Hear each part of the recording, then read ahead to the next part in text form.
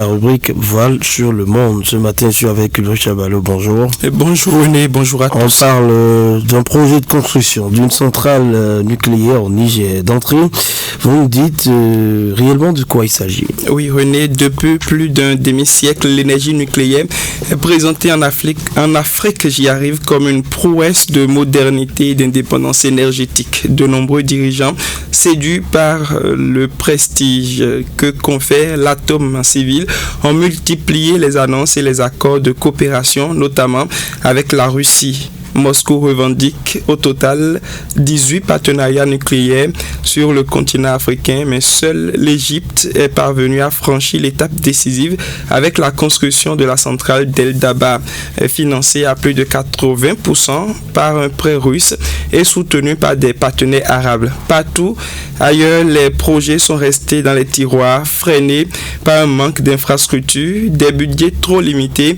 et l'absence de compétences locales. Dans ce paysage, l'annonce du Niger de vouloir construire sa propre centrale nucléaire n'est pas une première, elle s'inscrit dans une logique et une longue série de promesses non tenues où les ambitions politiques et stratégies peinent à se transformer en réalisation concrète sur le terrain. René Soglo. Justement, dans cette réalisation en vue, ce rêve, ce projet, on parle de limites techniques et aussi de limites financières. Oui, pour comprendre les obstacles qui freinent le Niger, il faut d'abord regarder du côté de ses infrastructures. Le réseau électrique national est encore embryonnaire et donc incapable d'accueillir l'énergie massive et continue produite par une centrale nucléaire, même de type modulaire.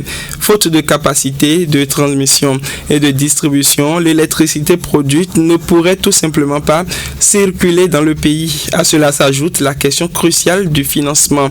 Alors que l'Égypte a mobilisé près de 29 milliards de dollars, le Niger, dont le budget annuel ne dépasse pas 3 milliards et dont le PIB reste inférieur à 20 milliards d'euros, ne peut raisonnablement pas supporter un tel fardeau. Et dans un contexte où la junte au pouvoir peine déjà à assurer le paiement régulier des fonctionnaires et des forces de défense, selon des informations publiées par Jeune Afrique, se lancer dans une telle entreprise relève plus d'un jeu politique que d'une stratégie réaliste. Alors, qu'en est-il des soutiens à ce projet?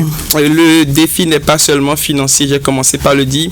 La filière nucléaire exige un haut niveau d'expertise, ingénieurs spécialisés, autorités de régulation robustes, techniciens qualifiés, autant de ressources qui manquent cruellement au Niger et plus largement dans l'ensemble de la région sahélienne. Former une telle génération de compétences pourrait prendre au minimum 1 voire 2 décennies. Dans ce contexte, les annonces de Niamey apparaissent surtout comme une opportunité pour Moscou de renforcer son emprise stratégique sur le continent africain.